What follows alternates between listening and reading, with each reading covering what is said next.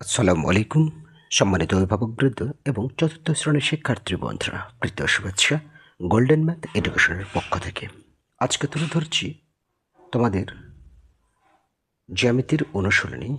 এটা অনুশীলনী 10, সম্ভবত 150 পৃষ্ঠা থেকে আলোচনা।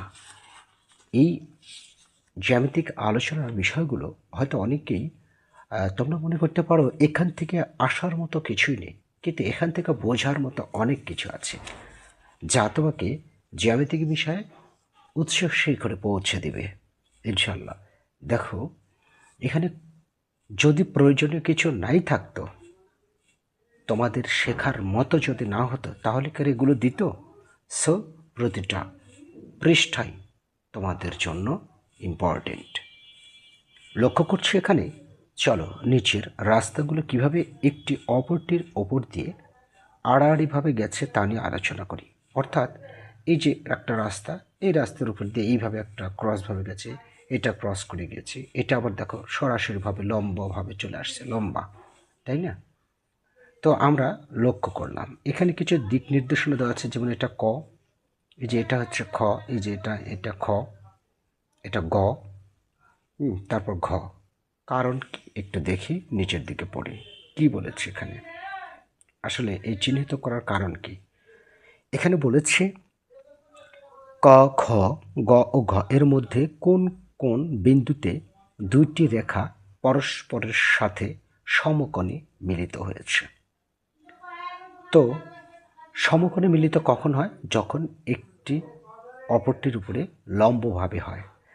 একটু লক্ষ্য করে দেখো, যদি আমি এই ক্ষয়ের কথা বলি, দেখো এই একটা রাস্তা, এই রাস্তার উপরে দেখো সরাসরিভাবে লম্বভাবে রেখা গিয়েছে, তার মানে এই খটাও কিন্তু মানে সমকোণে মিলিত হয়েছে।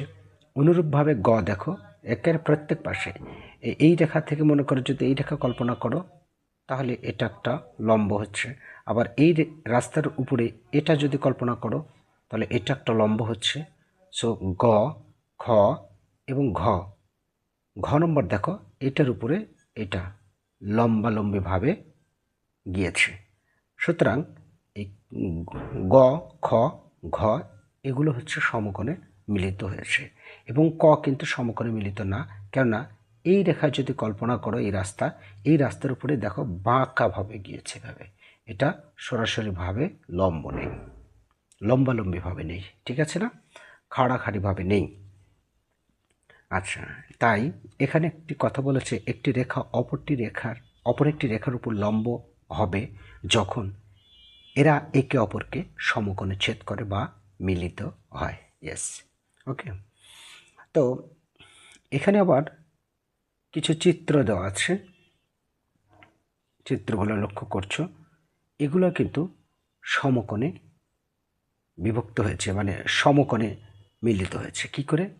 এটা না হয় বুঝতে পারছো, কিন্তু হয়তো এটা তোমরা বুঝতে পারছো না, তাই না? যে এটা আড়াআড়িভাবে দেওয়া আছে, এটা কি করে সমকোণ হলো? অ্যাকচুয়ালিভাবে এই জিনিসটাকে যদি আমি একটু ঘুরিয়ে দেখাই, তাহলে তোমরা বুঝতে পারবে। এই যে এই দেখো, এই যে এখন বুঝতে পারছো, এটা দেখো, হ্যাঁ, এটার উপরে, তাই না? এই টেকনিকটা এখানে কাজে লাগানো আছে।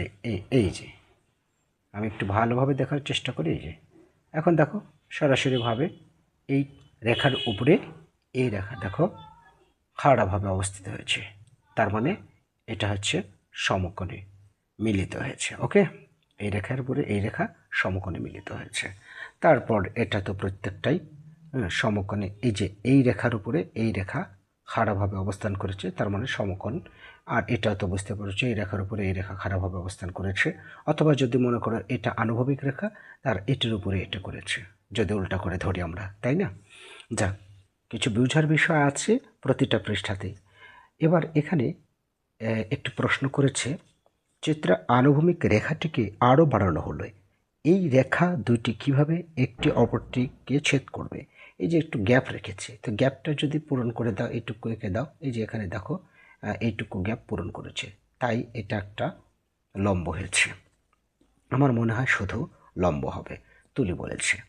মূল প্রশ্নে প্রদত্ত মানচিত্র থেকে আরও এক জোড়া লম্ব রেখা খুঁজে বের করি। মানে এই যে মূল প্রশ্ন বলতে এই যে এটার কথা বলেছে। অর্থাৎ আমি যদি মনে করি, যে আরও এক জোড়া যেহেতু বের করতে বলেছে, যেমন এই যে এটা তো গ দেওয়া আছে, তাই না?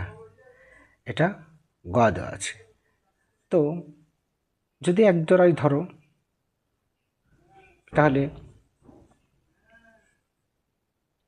এটার দিকে আমরা যদি ভাবি, এটা হচ্ছে তোমার ঙ এবং ক, এই ঙ থেকে ক পর্যন্ত, আর এখান থেকে এই যে যে রেখা গিয়েছে এই ঙ এবং ক, এটা কিন্তু একটা তোমার লম্ব, ঠিক আছে, লম্ব রেখা।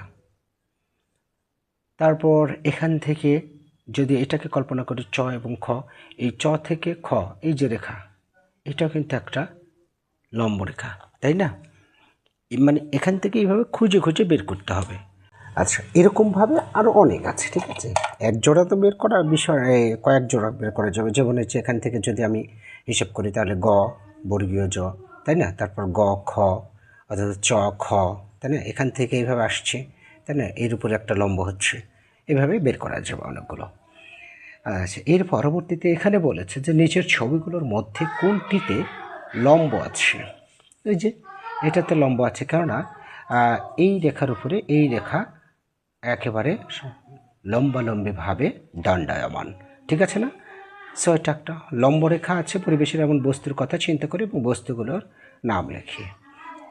তোমার ইচ্ছে মতো এগুলো করবে, কেননা লম্ব রেখা আছে এরকম, যেমন মই যদি চিনে থাকো, হ্যাঁ, ওটা সমান্তরালও বটে, আবার তোমার যে ধাপগুলা থাকে, ধাপগুলা কাছে কাছে, সেটা কিন্তু একটা লম্ব রেখা, তাই না? তারপর তোমার সিঁড়ির কথা যদি বলি, সিঁড়ি কিন্তু এক ধাপ থেকে আরেক ধাপ মোটামুটিভাবেই কীভাবে লম্বরেখা হয়, সিঁড়িতে উপরে উপরে উঠছে ওই ধাপই সোজা কিন্তু একটি লম্বরেখা, ঠিক আছে। তারপর মাটি থেকে, অর্থাৎ সমতল ভূমি থেকে বাড়ির ওয়াল, বিশেষ করে দালান কোঠা, এটাও কিন্তু লম্বালম্বিভাবে অবস্থিত। এরকম চিন্তা করে আর বের করবে, ঠিক আছে। চলো নিচের মানচিত্র দুইটিতে রাস্তাগুলো কিভাবে পাশাপাশি সাজানো আছে তা দেখি। এই যে দেখতে পাচ্ছ দুটো মানচিত্র। এখন এখানে বলছি 1 নং চিত্রে কোন রেখা দুটি পরস্পর লম্ব। এই যে চিত্র 1, কোন রেখা দুটি পরস্পর লম্ব? ও ক ঝ ছ, এটা কিন্তু পরস্পর লম্ব। 2 নং চিত্রে কোন রেখা দুটি সমান দূরে, মানে সমান দূরত্বে অবস্থিত হবে, মানে গ ঘ আর ও ক সমান দূরত্বে অবস্থিত। কিভাবে? এই যে এইভাবে, এই যে সমান দূরত্বে অবস্থিত, ঠিক আছে। আর সমান্তরাল রেখা এরকমই।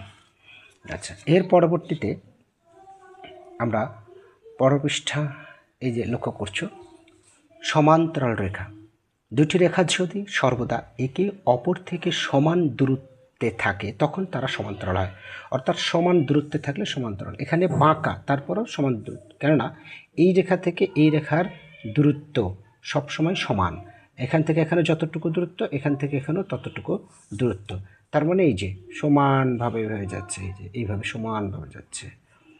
আবার এদিকেও তাই, দেখো এই যে এইভাবে, দেখো এইভাবে সমানভাবে দূরত্ব অবস্থান করছে, মানে এখানকার থেকে এখানকার রেখার দূরত্ব সমান, অর্থাৎ এই যে এই গ্যাপের দূরত্ব সমান। মূল প্রশ্নে প্রদত্ত মানচিত্রে থেকে আরও এক জোড়া সমান্তরাল রেখা খুঁজে বের করি, যেটা এর আগে করলাম। নিচের চিত্রে চ ছ ঝ বর্গীয় ঝ সমান্তরাল রেখা দেওয়া আছে, ক খ গ ঘ ও ম এর দৈর্ঘ্য পরিমাপ করো। অর্থাৎ এখানে চ ছ বলতে তোমার কোথায় যে চ এবং ছ দেওয়া আছে, পরিমাপ করতে হবে ক খ গ ঘ, ক খ, তারপর হচ্ছে গ ঘ, তারপর হচ্ছে ও ম। তার মানে এই যে এর দৈর্ঘ্য পরিমাপ করতে বলেছে। অ্যাকচুয়ালিভাবে এখান দেখা, এই যে এটা দেখো ময়ের মতো, তাহলে এই যে এইভাবে সমান্তরালভাবে গিয়েছে, তো এখান থেকে কয়ের ততটুকুই হবে, তার মানে সব সমান। এখন স্কেল ধরে মেপে দেখবে, ঠিক আছে। ওখানে এইভাবে স্কেল ধরে মেপে দেখবে কত, 1 সেন্টিমিটার নাকি 1.5 সেন্টিমিটার মেপে দেখবে। এটাও যত সেন্টিমিটার হবে, গ ঘ তত সেন্টিমিটার, সব সমান হবে। আচ্ছা, এর পরবর্তীতে লক্ষ্য করছো এখানে সমান্তরাল রেখার আদর্শ হিসেবে আমরা দুটি সরল রেল লাইনকে কল্পনা করতে পারি। দুটি সমান্তরাল রেখা সবসময় একে অপর থেকে সমান দূরত্বে থাকে।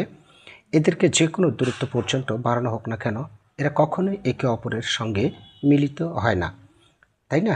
নিচের চিত্রে কোন রেখাগুলো সমান্তরাল এইবার একটু খুঁজে বের করতে হবে। দেখো, এই খ এবং গ এর দূরত্ব সামান্য যতটুকু, আবার এখানে এসে কিন্তু এই দুইটা রেখার দূরত্বটা কমে গেছে, তার মানে এটা সমান্তরাল হতে পারে না। কিন্তু আবার এখানে এই পর্যন্ত, এখানে এই পর্যন্ত, অর্থাৎ এখান থেকে এখানকার দূরত্ব যতটুকু, এখান থেকে এখানকার দূরত্ব ততটুকু নয়, তাই না? কোন দুটো আছে আমি এখন বলি। এই যে প্রথমটা, অর্থাৎ এই যে উপর দিয়ে যে রেখা গেছে এটা, আর নিচ দিয়ে যে রেখা গেছে এটা, এই দুইটা রেখা সমান্তরাল। তার মানে ক, চ, গ এবং ঝ পরস্পর সমান্তরাল। ওকে, আচ্ছা, এর পরবর্তীতে এখানে লক্ষ্য করছো যে গ্রাফ পেপারে সমান্তরাল রেখা আঁকি এবং এদের মধ্যবর্তী দূরত্ব নির্ণয় করি। সমান্তরাল, এই যে গ্রাফ পেপার নিয়েছে, এখন এখান থেকে তুমি এভাবে এঁকে দেবে, ঠিক আছে? স্কেল দিয়ে ধরবে, তারপর এখান থেকে এই লাইন ধরলে, এই হয়ে গেল। আর এখান থেকে এখানকার দূরত্ব কতটুকু স্কেল দিয়ে মেপে দিচ্ছ, আর দুটো নাম দিয়ে দিলে। ওকে, এখানে একটি খাতায় অঙ্কিত আনুভূমিক রেখাগুলো পরস্পর সমান্তরাল রেখা। নিচের চিত্রে আনুভূমিক রেখাগুলোকে ছেদ করে এমন একটি তির্যক রেখা অঙ্কন করা হয়েছে। তির্যক রেখা অর্থাৎ এই যেটা তির্যক রেখা অঙ্কন করা হয়েছে, এই তির্যক রেখাটি প্রতিটি আনুভূমিক রেখার সঙ্গে যে কোণ উৎপন্ন করেছে তা পরিমাপ করি। অর্থাৎ কত ডিগ্রি কোণ উৎপন্ন করেছে, বিষয়টা হচ্ছে এগুলো হচ্ছে আনুভূমিক রেখা। এগুলো যেগুলো দেওয়া আছে এটা হচ্ছে আনুভূমিক রেখা।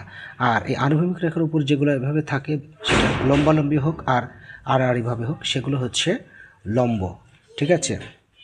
আনুভূমিক রেখা আর লম্ব বিষয়টা কিন্তু আলাদা। তা হচ্ছে এখানে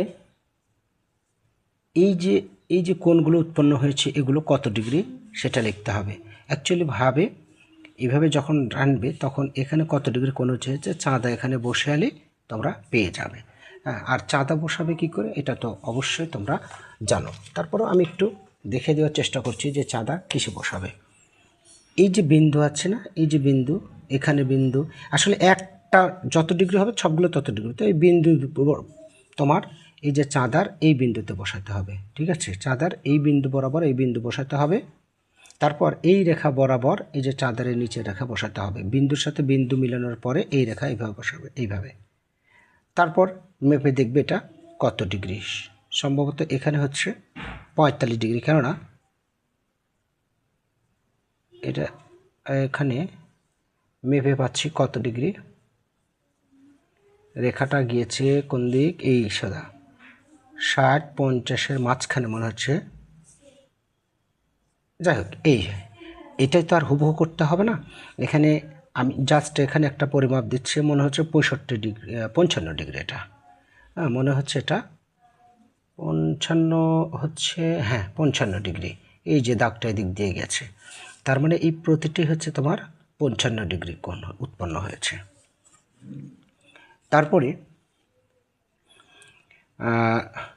চলো চাঁদার সাহায্যে একটি রেখার উপর আরেকটি লম্বা রেখা আঁকে। এই মাপটা আমার ভুল হতে পারে, তোমরা আবার দেখবে চাঁদা দিয়ে মেপে, ঠিক আছে না? এবার প্রথমে ক খ সরলরেখা আঁকি। রেখাটির মধ্যে একটি বিন্দু গ চিহ্নিত করে, ক খ এইভাবে রেখায় গ একটি বিন্দু চিহ্নিত করেছি। এই গ বিন্দুর উপরেই এইভাবে বলছি, এবার গ বিন্দুতে চাঁদার কেন্দ্রবিন্দু স্থাপন করি, ক খ রেখাকে 0 ডিগ্রি বরাবর মিলাই। তার মানে একটি লম্ব রেখা আঁকতে বলেছে, তো কি করবে, এই যে একটি রেখা এভাবে নেওয়ার পরে এখানে একটি বিন্দু দিবে এরকম করে, তাই বিন্দু দিয়েছি। ওই বিন্দুর উপরে এবার চাঁদার এই যে এই বিন্দুটা বসাবো, এই যে, আর নিচের যে রেখা আছে এই চাঁদার এই রেখা দিয়ে মিলাবো। তো এই যে এইভাবে, ঠিক আছে? এইভাবে তাহলে দিয়ে এই 90 ডিগ্রি বরাবর এইভাবে দেবে, ঠিক আছে? 90 ডিগ্রি বরাবর দেবে। দেওয়ার পরে এখান থেকে এখানে লম্ব, এই, ঠিক আছে? তাহলে একটি লম্ব হয়ে গেল। আশা করি বুঝতে পেরেছ শিক্ষার্থী বন্ধুরা। তাহলে আজকে এ পর্যন্ত, আগামী দিনে ইনশাল্লাহ নতুন পৃষ্ঠা থেকে আরম্ভ করব। ভালো থেকো। আল্লাহ হাফেজ।